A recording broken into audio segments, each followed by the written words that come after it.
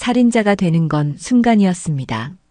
하지만 그 사실을 깨닫는 데는 10년이 걸렸죠. 재판장의 에어컨 바람이 얼굴을 스쳤지만 장만석의 이마에서는 식은땀이 계속해서 흘러내렸습니다. 수갑에 묶인 손목이 떨리고 있었어요. 60대 중반의 남자는 손수건으로 이마에 땀을 닦으려 했지만 손이 너무 떨려서 제대로 닦을 수조차 없었습니다. 마치 알코올 중독자처럼 몸이 경련을 일으키고 있었죠. 술 냄새가 배어있는 옷에서는 곰팡이 냄새가 났습니다. 겉보기에는 수의를 입은 것도 아닌데 왠지 이 자리가 사형 선고를 듣는 자리 같다는 생각이 들었어요. 장만석은 깊게 숨을 들이마시고 천천히 고개를 들어 법정을 둘러보았습니다. 눈앞이 흐릿했지만 판사가 위에서 그를 내려다보는 모습만은 선명하게 보였죠. 피고인 장만석 씨, 판사의 목소리가 법정에 울려 퍼졌습니다. 장만석은 깜짝 놀라 몸을 떨었어요. 폭행죄, 절도죄, 주치소란 등 다수의 혐의로 기소되어 이 자리에 섰습니다. 장만석은 고개를 숙였습니다. 눈을 질끈 감았어요. 이게 다 꿈이면 좋겠는데. 장만석은 한때 대기업 임원이었습니다. 누구보다 완벽한 삶을 살았죠. 사람들이 부러워하는 가정과 재산, 사회적 지위가 있었어요. 하지만 지금 그의 모습은 10년 전의 그와는 전혀 달랐습니다. 포도주 자국이 얼룩덜룩하게 묻은 셔츠를 입고 3일은 씻지 않은 듯한 얼굴로 구겨진 양복 바지를 입고 있었죠. 형편없는 변호사와 함께 피고인석에 앉아있는 장만석의 모습은 누가 봐도 패배자 그 자체였습니다. 그때였어요. 갑자기 법정 뒤쪽에서 문이 열리는 소리가 들렸습니다. 장만석은 자신도 모르게 뒤를 돌아보았어요. 느린 동작으로 한 여인이 법정 안으로 들어서고 있었습니다. 하얀 블라우스에 단정한 머리를 한 중년 여성이었죠. 장만석의 심장이 멈추는 것 같았습니다. 숨을 쉴 수 없었어요. 온몸이 얼어붙었습니다. 그녀를 장만석은 이 세상에서 죽었다고 믿었습니다. 아니, 정확히는 자신이 죽게 만들었다고 생각했던 그 여자였죠. 윤자. 장만석의 입에서 작은 신음이 새어나왔습니다. 윤자는 천천히 법정을 가로질러 증인석으로 향했어요. 50대 후반의 나이였지만 여전히 단정하고 품이 있는 모습이었습니다. 장만석이 기억하는 마지막 모습 그대로였죠. 시간이 멈춘 것처럼 장만석은 그대로 주저앉고 말았습니다. 다리에 힘이 빠져 의자에서 미끄러져 내려갔어요.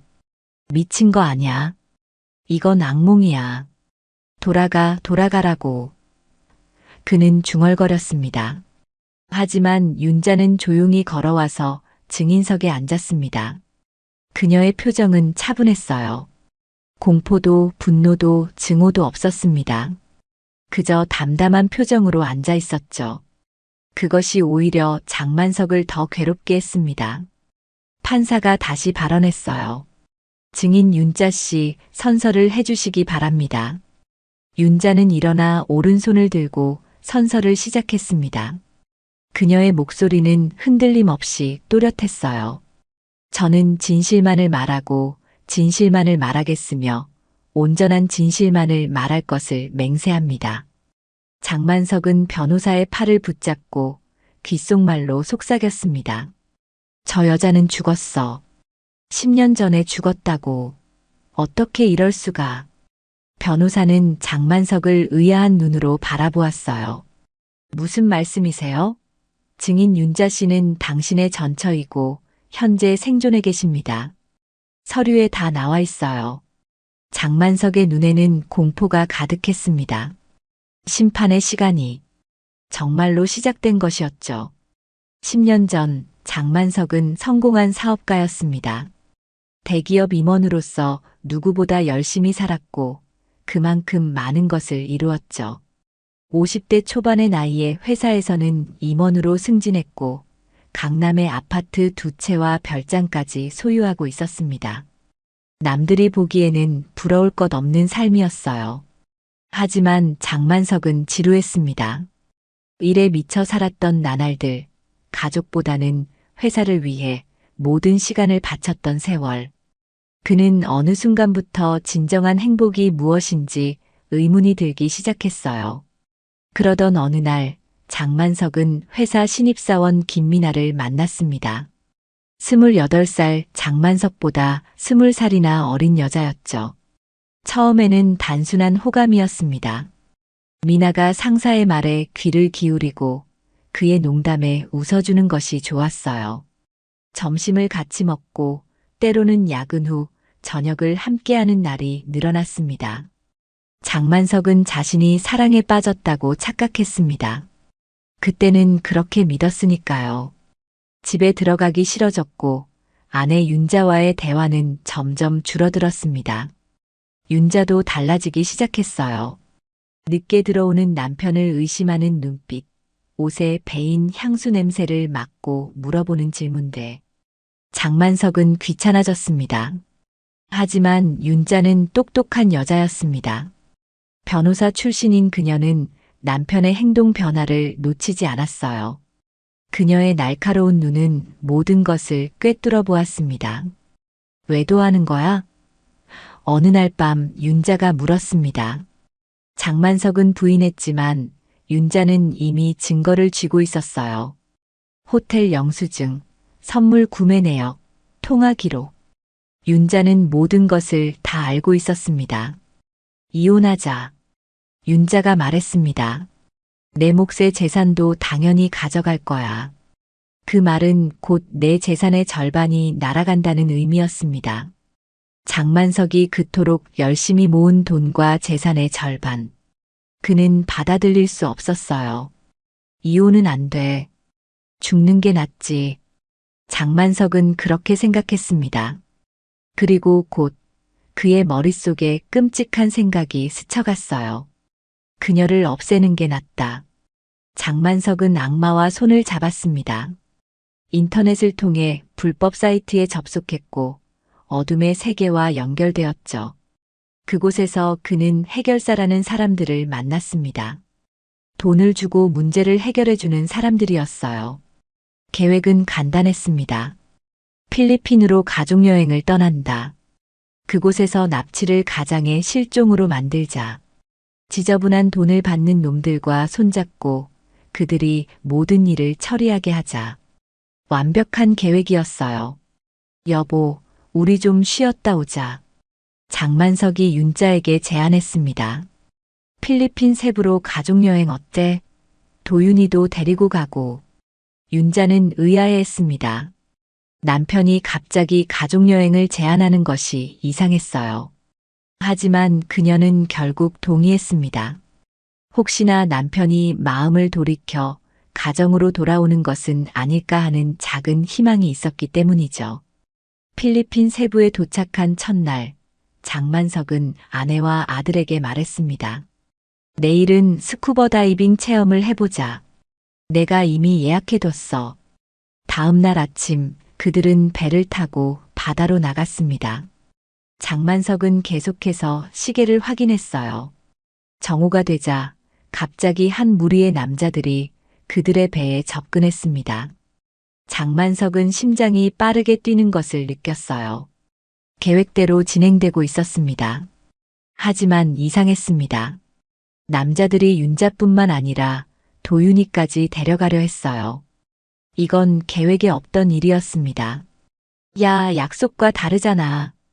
장만석이 소리쳤지만 남자들은 이미 윤자와 도윤을 끌고 가고 있었어요. 그 순간 장만석은 자신이 무엇을 하고 있는지 깨달았습니다. 아내를 해치려고 했던 자신의 모습에 소름이 돋았어요. 하지만 이미 늦었습니다. 모든 건 계획대로였고 그녀는 사라졌습니다. 그리고 나에겐 유산과 젊은 여자 미나가 남았죠. 하지만 그 이후 장만석의 꿈에는 매일 밤 윤자가 찾아왔습니다.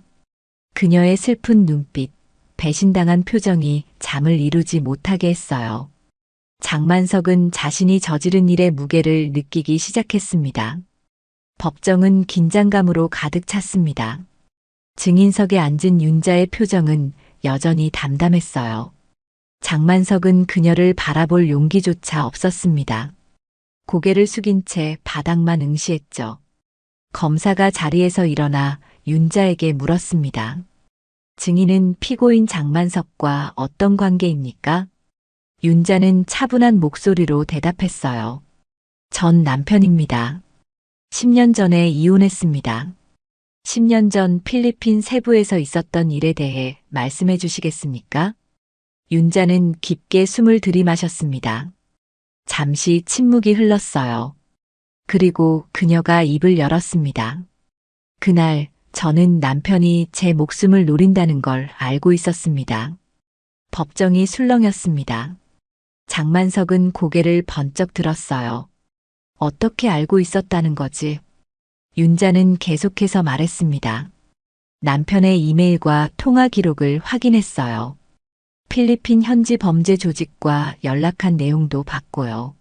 하지만 저는 확실히 알고 싶었습니다. 정말로 제 남편이 20해 넘게 함께 살아온 사람이 저를 죽이려 한다는 게 사실인지. 장만석은 온몸이 얼어붙는 느낌이었습니다.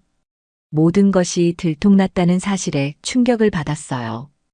윤자의 증언은 계속되었습니다.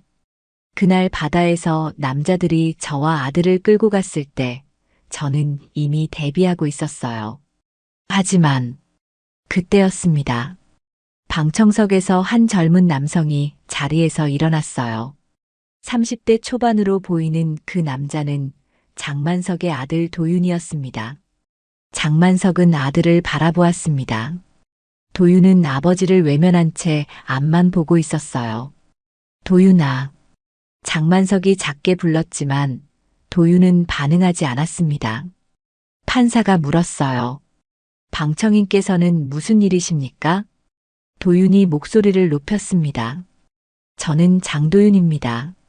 피고인의 아들이자 이 사건의 또 다른 증인입니다. 판사는 잠시 생각하더니 고개를 끄덕였어요. 진술하시겠다면 증인석으로 나오십시오. 도윤이 증인석으로 걸어갔습니다. 윤자는 자리에서 일어나 아들에게 자리를 내주었어요. 그들이 스치는 순간 짧은 눈빛을 교환했습니다. 장만석은 그 모습을 보며 가슴이 찢어지는 듯한 느낌을 받았어요. 도윤이 선서를 마치고 증언을 시작했습니다. 제가 어머니를 구했습니다. 장만석은 귀를 의심했습니다. 무슨 소리지? 도윤이 계속해서 말했어요. 10년 전 저는 18살이었습니다. 아버지의 이상한 행동이 의심스러워 그의 휴대폰과 이메일을 몰래 확인했어요. 그리고 충격적인 계획을 발견했습니다. 처음에는 믿을 수 없었어요. 제 아버지가 어머니를, 제 친어머니를 해치려 한다니. 도윤의 목소리가 떨렸습니다. 그는 잠시 말을 멈추고 깊게 숨을 들이마셨어요. 저는 어머니에게 모든 것을 알렸습니다. 우리는 아버지 모르게 계획을 세웠어요. 필리핀까지 몰래 따라갔고 현지 경찰의 도움을 받아 범인들로부터 어머니를 보호했습니다. 장만석은 충격에 휩싸였습니다. 아들이 모든 것을 알고 있었다니. 그리고 자신의 계획을 무산시켰다니. 도윤이 계속했어요. 하지만 우리는 아버지에게 알리지 않기로 했습니다. 아버지가 인간성을 잃어가는 걸 더는 볼 수 없었기에 어머니를 숨겼습니다. 아버지가 진정으로 후회하고 변화할 시간을 주고 싶었어요. 법정은 침묵에 휩싸였습니다. 모두가 도윤의 말에 충격을 받은 듯 했어요. 그런데 아버지는 점점 더 타락해 갔습니다. 어머니의 장례식을 치르고 그 여자와 살게 되었죠. 재산을 낭비하고 술에 빠져 살았어요. 저는 아버지를 지켜보면서 가슴이 아팠습니다. 10년 동안 지켜봤어요. 하지만 이제는 더 이상 볼 수 없었습니다. 장만석은 얼어붙었습니다. 모든 것이 내가 가장 믿었던 아들 손에 의해 법정에 세워진 거였던 겁니다. 그는 절망감에 휩싸였어요. 검사가 물었습니다. 그래서 피고인이 재판을 받게 된 것도 증인의 고발 때문인가요? 도윤은 고개를 끄덕였어요. 네, 저는 아버지가 진심으로 자신의 잘못을 깨닫고 용서를 구하는 모습을 보고 싶었습니다. 이것이 아버지를 위한 마지막 기회라고 생각했어요. 장만석은 아들을 바라보았습니다. 도윤의 눈에는 실망과 슬픔, 그리고 작은 희망이 담겨 있었어요. 장만석은 자신이 얼마나 큰 실수를 했는지 깨달았습니다. 아내를 죽이려 했던 것뿐만 아니라 소중한 아들의 마음까지 망가뜨렸다는 사실이 그를 무겁게 짓눌렀어요. 장만석의 머릿속에 지난 10년의 기억이 물밀듯이 밀려왔습니다. 윤자가 사라진 후 그의 삶은 어떻게 변해갔는지 그 모든 기억이 파도처럼 밀려들었어요. 윤자의 장례식이 끝난 후 장만석은 일종의 해방감을 느꼈습니다.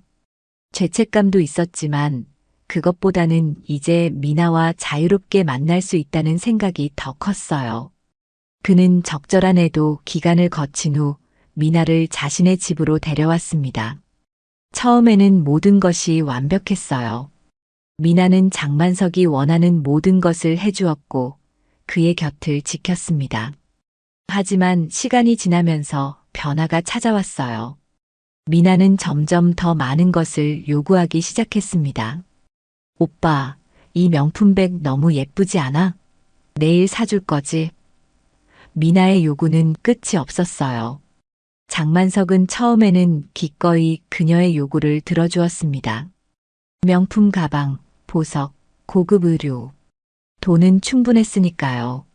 하지만 미나의 요구는 점점 더 커져갔습니다. 오빠, 나 이 아파트 너무 마음에 들어. 내 이름으로 사주면 안 돼? 미나가 어느 날 말했어요. 장만석은 망설였습니다. 하지만 결국 그녀의 요구를 들어주었어요. 강남의 고급 아파트 한 채가 미나의 이름으로 넘어갔습니다. 그러던 어느 날 장만석이 예고 없이 일찍 집에 돌아왔을 때였어요. 그는 집 안에서 들려오는 미나의 웃음소리를 들었습니다. 하지만 그것은 미나만의 웃음소리가 아니었어요. 남자의 목소리도 함께였죠. 장만석은 조용히 문을 열었습니다. 그리고 충격적인 광경을 목격했어요. 미나는 젊은 남자와 함께 있었고 두 사람은 매우 친밀한 모습이었습니다. 미나야, 이게 무슨... 장만석이 물었어요. 미나는 놀란 듯 했지만 곧 태연한 표정을 지었습니다. 오빠, 이쯤에서 끝내는 게 좋겠어. 나 이제 진짜 사랑을 찾았어. 장만석은 무너졌습니다. 그가 그토록 믿었던 사랑은 단지 돈을 위한 연기였을 뿐이었어요. 미나의 눈엔 진정한 사랑은 없었습니다. 오직 돈과 물질뿐이었죠. 내가 내 모든 걸 망쳤어. 장만석이 중얼거렸지만 미나는 이미 자신의 짐을 싸고 있었어요. 오빠가 망친 거야. 자기 아내를 해치려고 했잖아. 난 그저 그 틈을 이용했을 뿐이야. 미나의 말은 장만석의 가슴에 비수가 되어 꽂혔습니다. 결국 미나는 떠났습니다. 그녀가 가져간 것은 장만석의 재산뿐만 아니라 그의 마지막 자존심까지였어요. 그 후 장만석은 나락으로 떨어졌습니다. 술에 의존하기 시작했고 회사에서의 실수도 잦아졌어요. 결국 그는 회사에서 해고되었고 남은 재산도 빠르게 줄어들었습니다. 하지만 가장 괴로운 것은 꿈이었어요. 매일 밤 장만석의 꿈속에는 윤자가 나타났습니다. 때로는 슬픈 표정으로, 때로는 분노한 표정으로. 그녀는 장만석을 쫓아다녔습니다. 미안해. 정말 미안해. 장만석은 꿈속에서 윤자에게 사과했지만 그녀는 항상 같은 말만 반복했어요. 왜 나를 죽이려 했어? 장만석은 점점 현실과 꿈의 경계를 구분하지 못하게 되었습니다. 그는 윤자가 실제로 살아있다고 믿기도 했고, 때로는 자신이 이미 죽어서 지옥에 있다고 생각하기도 했어요. 그의 유일한 위안은 술이었습니다. 술에 취하면 잠시나마 고통을 잊을 수 있었어요. 하지만 그것도 잠시뿐이었죠. 술이 깨면 더 큰 고통이 그를 기다리고 있었습니다. 장만석은 점점 더 폭력적으로 변해갔습니다. 사소한 일에도 화를 내고 술에 취해 행인들에게 시비를 걸기도 했어요. 경찰서에 끌려가는 일이 잦아졌고 그때마다 아들 도윤이 와서 그를 데려갔습니다. 아버지, 이러지 마세요. 도윤은 항상 슬픈 눈으로 아버지를 바라보았어요. 하지만 장만석은 아들의 마음도 이해하지 못했습니다. 도윤은 끝까지 아버지 곁을 지켰습니다. 장만석이 술에 취해 길바닥에 쓰러져 있을 때도, 경찰서에 붙잡혀 있을 때도 도윤은 항상 그를 찾아와 집으로 데려갔어요. 하지만 장만석은 그런 아들의 마음을 이해하지 못했습니다. 오히려 도윤이 자신을 감시하고 있다고 느꼈죠. 내가 뭘 알아? 내가 얼마나 고통받고 있는지. 장만석은 종종 도윤에게 소리쳤습니다. 도윤은 그저 묵묵히 아버지의 분노를 받아들였어요. 그리고 언제나 같은 말을 했습니다. 언젠가는 아버지가 모든 것을 깨닫게 될 거예요. 장만석은 그 말의 의미를 이해하지 못했습니다. 아무리 돈을 쌓아도 그의 마음은 지옥이었어요. 모든 것을 잃고 오직 고통만 남은 그의 삶에서 유일한 탈출구는 술뿐이었습니다. 하지만 이제 법정에서 도윤의 증언을 들으며 장만석은 마침내 그 말의 의미를 깨달았습니다. 자신이 10년 동안 얼마나 큰 착각 속에 살아왔는지, 그리고 얼마나 많은 것을 잃었는지. 법정은 완전한 침묵에 휩싸였습니다. 도윤의 증언이 끝나고 장만석은 자리에서 일어나 떨리는 목소리로 말했어요. 재판장님, 제가 말해도 될까요? 판사는 잠시 망설이더니 고개를 끄덕였습니다. 피고인의 진술을 듣겠습니다. 장만석은 천천히 걸어 나와 증인석 앞에 섰습니다. 그의 다리는 여전히 떨리고 있었어요. 그는 깊게 숨을 들이마시고 법정을 둘러보았습니다. 모두가 그를 주시하고 있었죠. 윤자도 도윤도 검사도 방청객들도. 저는 장만석의 목소리가 떨렸습니다. 모든 것을 인정합니다. 법정이 다시 술렁였어요. 장만석은 떨리는 손으로 이마에 땀을 닦았습니다. 10년 전 저는 아내 윤자를 그는 말을 잇지 못했습니다. 목이 메어 더 이상 말을 할 수 없었어요. 장만석은 법정에서 무릎을 꿇었습니다. 울지 않겠다고 다짐했지만 눈물이 터져 나왔어요. 내가 미쳤었다. 윤자야. 미안하다. 미안하다. 죽어 마땅한 놈이야. 그의 눈물은 멈추지 않았습니다. 10년 동안 쌓아온 후회와 죄책감이 한꺼번에 터져 나온 것 같았어요. 저는 욕심 때문에, 돈 때문에 가족을 해치려 했습니다. 제 아내를, 제가 사랑해야 할 사람을, 장만석은 말을 이어가지 못했습니다. 그는 고개를 들어 윤자를 바라보았어요. 윤자의 눈에도 눈물이 맺혀 있었습니다. 하지만 그것은 슬픔의 눈물이 아니라 오랜 시간 참아왔던 감정이 마침내 해소되는 눈물 같았어요. 윤자야. 장만석이 다시 불렀습니다. 내가 정말로 살아있었다니. 난 매일 밤 너를 꿈에서 봤어. 내가 나를 쫓아다녔지. 그게 환상이 아니었구나. 윤자는 말없이 그를 바라보았습니다. 그녀의 눈에는 더 이상 증오나 분노가 없었어요. 그저 깊은 상처와 함께 어쩌면 작은 연민이 있었을지도 모릅니다. 장만석은 도윤을 바라보았어요. 도윤아, 내가 어머니를 구했다니. 나는 정말 끔찍한 아버지였구나. 도윤은 고개를 숙였습니다. 그의 어깨가 흔들렸어요. 그도 울고 있었습니다. 장만석은 다시 법정을 향해 말했어요. 저는 제 죄를 인정합니다. 폭행, 절도, 주치소란.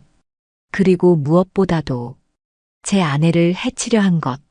모든 것이 사실입니다. 그 누구도 장만석을 옹호하지 않았습니다. 도윤도 고개를 돌렸어요. 윤자는 침묵 속에 고개를 끄덕일 뿐이었습니다.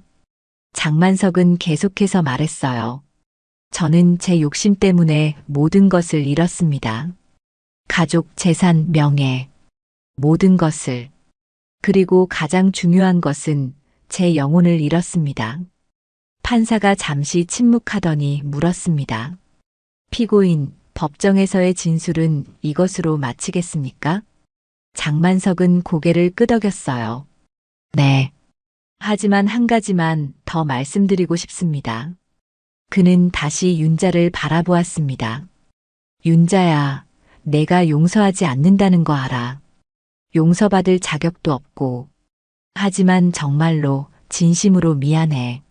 내가 너를 해치려 했던 것, 우리 가정을 망가뜨린 것, 모든 것이.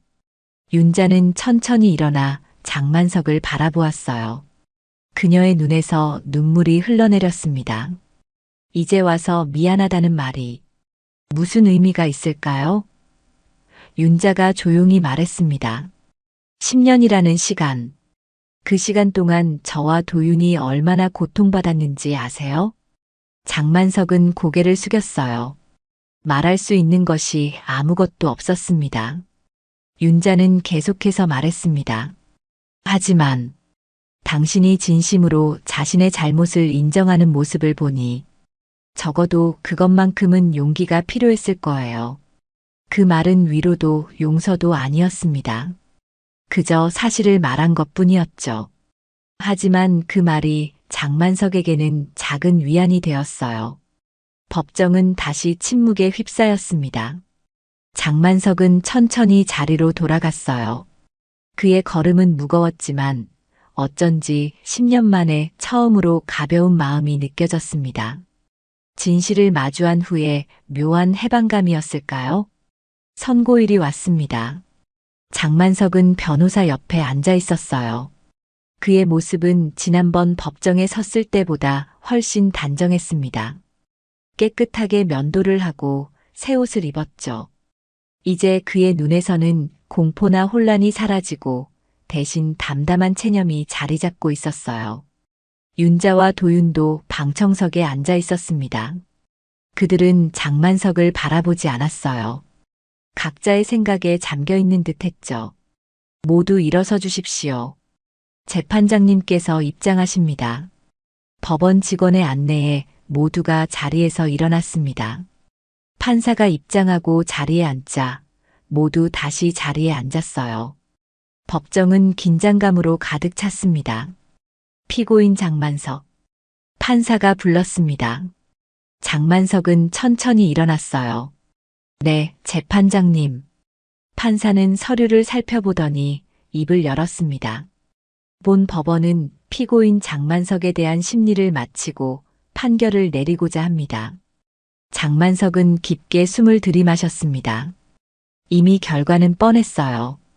그는 자신의 죄를 모두 인정했고 변명의 여지가 없었습니다. 피고인 장만석은 폭행죄, 절도죄, 주치소란 등의 혐의로 기소되었으며 판사는 각각의 혐의에 대해 설명했습니다. 장만석은 묵묵히 들었어요. 마지막으로 판사는 가장 중요한 혐의를 언급했습니다. 그리고 무엇보다도 약취 및 살인미수 의도에 대한 혐의. 법정이 다시 조용해졌습니다. 모두가 판사의 다음 말을 기다리고 있었어요. 본 법원은 증거와 증언을 검토한 결과 피고인이 10년 전 아내 윤자 씨를 해치려 한 의도가 있었음을 인정합니다. 장만석은 고개를 숙였습니다. 그것은 사실이었어요. 그러나 판사가 계속했습니다. 본 사건의 특수성을 고려하여 장만석 피고인에게 징역 3년에 집행유예 5년을 선고합니다. 법정이 다시 술렁였어요. 장만석도 놀란 표정이었습니다. 그는 실형을 각오하고 있었습니다. 다만 판사가 다시 말했습니다. 피고인은 법원이 지정하는 정신 상담 프로그램을 이수해야 하며 사회봉사 200시간을 완수해야 합니다. 또한 피해자 윤자 씨에게 적절한 보상을 해야 합니다. 장만석은 믿을 수 없다는 표정이었어요. 그는 윤자와 도윤을 바라보았습니다. 그들의 표정에도 놀라움이 역력했죠. 이상으로 선고를 마칩니다. 판사는 망치를 두드렸고 법정은 해산되었습니다. 변호사가 장만석에게 다가왔어요. 생각보다 가벼운 형이네요. 윤자 씨가 탄원서를 제출했다고 합니다. 뭐라고요? 장만석은 놀라움을 감추지 못했습니다. 네, 윤자 씨가 당신의 형량을 줄여달라고 요청했어요. 그녀의 탄원이 큰 영향을 미쳤을 겁니다. 장만석은 말문이 막혔습니다. 윤자가 자신을 위해 탄원서를 제출했다니 그는 이해할 수 없었어요. 법정이 텅 빈 후 장만석은 천천히 밖으로 나왔습니다. 법원 복도에서 그는 윤자와 도윤이 서 있는 것을 보았어요. 그들은 장만석을 기다리고 있었습니다. 장만석은 조심스럽게 그들에게 다가갔어요. 윤자, 도윤아. 도윤은 여전히 아버지를 바라보지 않았지만 윤자는 장만석을 똑바로 쳐다보았습니다. 왜 그런 일을 한 거야? 장만석이 물었어요. 내가 너에게 한 일을 생각하면. 윤자는 천천히 대답했습니다. 당신이 감옥에 가는 것이 저에게 무슨 도움이 될까요? 복수? 만족감? 그런 것들은 저에게 아무런 의미가 없어요. 장만석은 고개를 숙였습니다. 윤자의 말이 그의 가슴을 찔렀어요. 그때 죽었더라면 지금보다 편했을까요? 당신은 벌써 지옥을 살고 있었잖아요. 윤자의 말이 장만석의 머릿속에 맴돌았습니다. 그녀의 말은 사실이었어요. 장만석은 지난 10년 동안 자신만의 지옥에서 살아왔습니다. 죄책감, 후회, 자기 혐오. 그 모든 것들이 그를 지옥으로 몰아넣었죠. 이제 어떻게 해야 할지 모르겠어. 장만석이 중얼거렸습니다. 윤자는 그를 바라보다가 말했어요. 처음부터 다시 시작하세요. 진정한 반성으로 새로운 삶을 살아보세요. 그 말은 용서가 아니었습니다. 단지 앞으로 나아갈 방향을 제시한 것뿐이었죠. 하지만 장만석에게는 그것만으로도 충분했어요. 도윤이 마침내 입을 열었습니다. 아버지, 저는 당분간 아버지를 만나지 않을 거예요. 제가 아직은 마음의 준비가 되지 않았습니다. 장만석은 아들의 말에 가슴이 아팠지만 이해했어요. 그래, 내 마음이 준비될 때까지 기다릴게. 윤자와 도윤은 장만석에게 작별 인사를 하고 떠났습니다. 그들의 뒷모습을 바라보며 장만석은 자신이 잃어버린 것이 얼마나 소중했는지 다시 한번 깨달았어요. 법원을 나오면서 장만석은 하늘을 올려다보았습니다. 구름 한 점 없는 맑은 하늘이었어요. 마치 새로운 시작을 알리는 듯 했습니다. 선고 후 몇 주가 지났습니다. 장만석은 집행유예 판결을 받았지만 법원이 지정한 정신 상담 프로그램에 참여하기 위해 특별시설에 입소했어요. 그곳은 감옥은 아니었지만 엄격한 규칙이 있는 폐쇄적인 공간이었습니다. 그의 방은 작고 단출했어요. 침대 하나와 책상, 의자가 전부였습니다. 창문 너머로는 높은 담장이 보였죠. 하지만 장만석에게는 이 작은 방이 오히려 편안하게 느껴졌습니다. 바깥 세상의 유혹과 압박으로부터 벗어나 자신을 돌아볼 수 있는 공간이었으니까요. 처음 며칠은 적응하기 힘들었습니다. 술이 없어 금단 현상이 나타났고 밤에는 악몽에 시달렸어요. 하지만 시간이 지나면서 그의 몸과 마음은 조금씩 안정을 찾아갔습니다. 상담 선생님은 장만석에게 일기를 쓰라고 권했어요. 자신의 생각과 감정을 솔직하게 적어보세요. 그것이 치유의 첫걸음입니다. 장만석은 처음으로 종이와 펜을 들었습니다. 무엇을 써야 할지 막막했어요. 하지만 천천히 그는 자신의 이야기를 풀어내기 시작했습니다. 나는 돈만 믿고 살았고 결국 아무것도 가진 게 없었다. 그 한 문장으로 시작된 그의 일기는 점점 더 많은 이야기로 채워졌어요. 자신이 어떻게 잘못된 선택을 했는지, 왜 그런 선택을 했는지, 그리고 그 결과로 어떤 고통을 겪었는지, 모든 것을 솔직하게 적었습니다.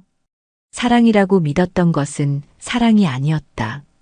그저 내 인생의 가장 비싼 착각이었다는 걸 장만석은 이제 와서야 깨달았습니다. 미나에 대한 감정은 진정한 사랑이 아니었어요. 그저 중년의 위기에서 느낀 허무함을 채우기 위한 도피처였을 뿐이죠. 진짜 사랑은 윤자와 함께했던 시간, 도윤이 태어났을 때 느꼈던 기쁨, 가족과 함께했던 평범한 일상 속에 있었습니다. 일주일에 2번 장만석은 그룹 상담에 참여했어요. 그곳에서 그는 자신과 비슷한 상황에 처한 사람들을 만났습니다.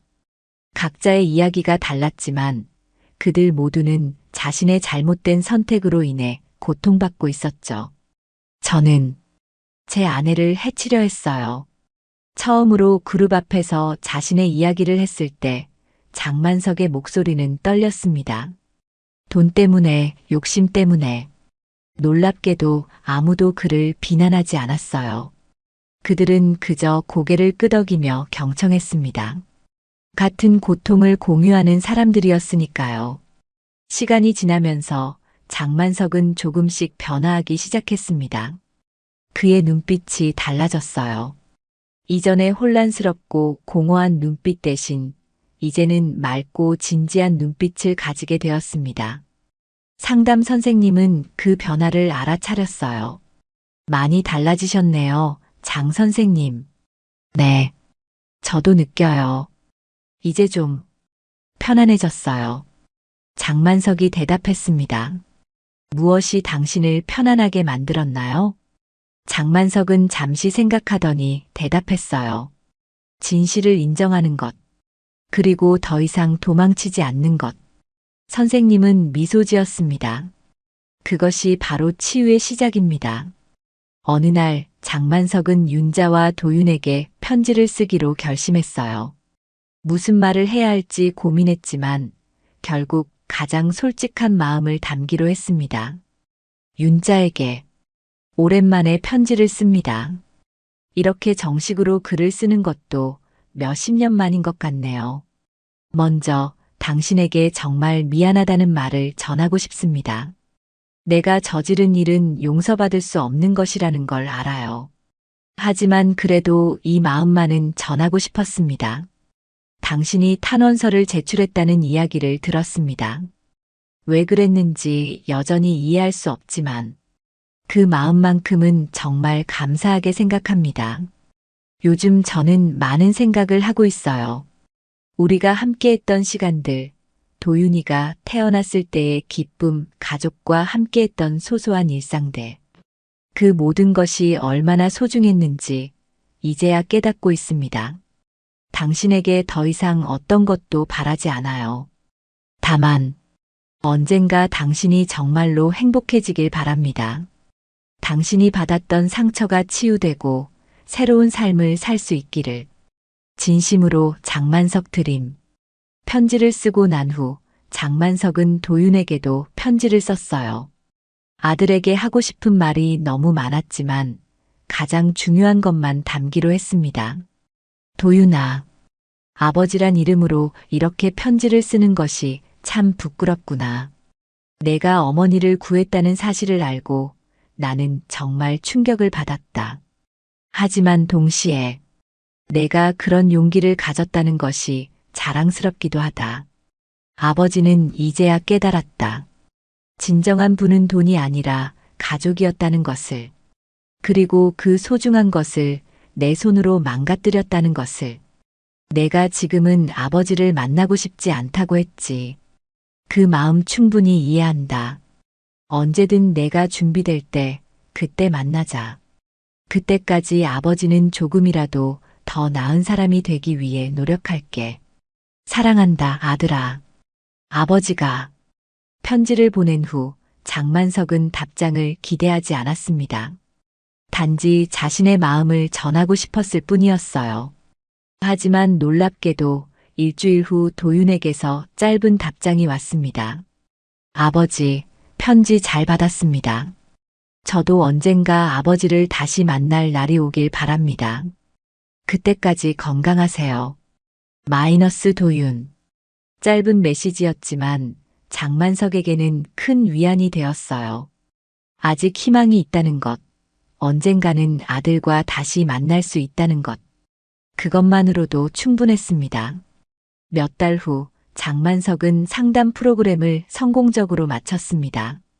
그는 이제 사회로 돌아갈 준비가 되어 있었어요. 물론 아직도 해야 할 사회봉사가 남아 있었고 정기적인 상담도 계속해야 했지만 적어도 그 폐쇄적인 시설을 떠날 수 있게 되었습니다. 퇴소하기 전날 밤 장만석은 창문 밖 별을 바라보며 생각에 잠겼어요. 그는 이제 어디로 가야 할지, 어떻게 새로운 삶을 시작해야 할지 고민하고 있었습니다. 다음 날 아침 그가 짐을 챙기고 있을 때 면회 요청이 왔다는 소식을 들었어요. 누구세요? 장만석이 물었습니다. 윤자 씨라고 하십니다. 직원이 대답했어요. 장만석은 놀라움에 말을 잇지 못했습니다. 윤자가 그를 만나러 온 것이었어요. 그는 서둘러 면회실로 향했습니다. 문을 열고 들어서자 윤자가 조용히 앉아 있었어요. 그녀는 여전히 단정한 모습이었습니다. 푸른색 원피스를 입고 단정하게 머리를 묶은 모습이었죠. 윤자. 장만석이 불렀습니다. 윤자는 고개를 들어 그를 바라보았어요. 많이 달라지셨네요. 장만석은 자리에 앉았습니다. 그는 무슨 말을 해야 할지 몰랐어요. 할 말이 너무 많은 동시에 아무 말도 할 수 없었습니다. 편지 잘 받았어요. 윤자가 먼저 입을 열었습니다. 답장은 기대하지 않았어. 장만석이 대답했어요. 윤자는 미소 지었습니다. 아주 작고 쓸쓸한 미소였죠. 나도 답장을 쓸 생각은 없었어요. 하지만 직접 만나야겠다는 생각이 들었어요. 장만석은 고개를 끄덕였습니다. 어떻게 지내? 괜찮아요. 일도 다시 시작했고 도윤이도 잘 지내고 있어요. 다행이네. 장만석은 정말로 그렇게 생각했습니다. 윤자와 도윤이 잘 지내고 있다는 사실이 그에게는 큰 위안이 되었어요. 침묵이 흘렀습니다. 두 사람 사이에는 말로 표현할 수 없는 많은 감정이 흐르고 있었어요. 이제 어떻게 할 거예요? 윤자가 물었습니다. 장만석은 잠시 생각하더니 대답했어요. 아직 확실하지는 않아. 하지만 새로 시작하고 싶어.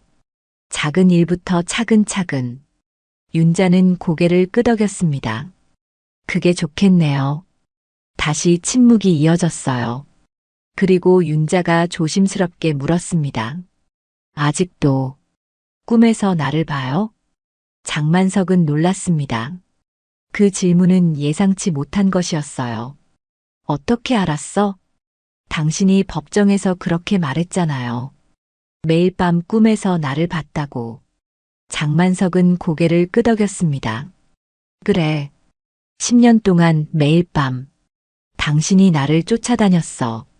어떤 때는 슬픈 표정으로, 어떤 때는 분노한 표정으로. 하지만 항상 같은 질문을 했지. 왜 나를 죽이려 했어? 윤자의 눈에 눈물이 맺혔습니다. 그녀는 말없이 장만석을 바라보았어요. 하지만 이제는 좀 편해졌어. 장만석이 계속했습니다. 이곳에 온 후로 당신이 꿈에 나타나는 횟수가 줄었어. 그리고 이제는 당신이 나를 쫓지 않아. 그저 멀리서 바라볼 뿐이야. 윤자는 손수건으로 눈물을 닦았습니다. 저는 당신을 용서하지 않았어요. 장만석은 고개를 끄덕였어요. 알아. 그럴 자격도 없고. 하지만 윤자가 계속했습니다. 나도 끝내고 싶어서 왔어요. 장만석은 그녀를 바라보았습니다. 끝내고 싶다니? 이 이야기, 이 관계, 이 모든 것을 끝내고 싶어요. 윤자의 목소리는 차분했어요. 우리는 이제 각자의 삶을 살아야 해요. 당신도 나도 도윤이도. 장만석은 그 말을 이해했습니다. 그것은 용서가 아니었어요. 하지만 일종의 화해였습니다. 서로의 삶을 인정하고 각자의 길을 가는 것. 그것이 그들에게 가능한 최선의 결말이었습니다. 고마워, 윤자야. 장만석이 속삭였어요. 윤자는 미소 지었습니다. 이번에는 조금 더 따뜻한 미소였죠. 잘 지내요, 만석 씨. 그녀는 자리에서 일어나 돌아섰습니다. 장만석은 그녀가 떠나는 모습을 바라보았어요. 그리고 이상하게도 그는 평화로움을 느꼈습니다. 마치 긴 악맥에서 깨어난 것 같은 느낌이었죠. 그날 밤 장만석은 깊은 잠에 빠졌습니다. 그리고 10년 만에 처음으로 꿈속에서 윤자를 만나지 않았어요. 대신 그는 평화로운 바다를 꿈꿨습니다. 넓고 푸른 바다, 어딘가로 향하는 배, 그리고 새로운 시작의 희망. 다음 날 아침 장만석은 시설을 떠났습니다. 그는 가볍게 짐을 챙기고 문을 나섰어요. 바깥 세상은 여전히 혼란스럽고 두려웠지만 이제 그는 그것을 마주할 준비가 되어 있었습니다. 길을 걸으며 장만석은 하늘을 올려다보았어요. 푸른 하늘에 뭉게구름이 떠다니고 있었습니다.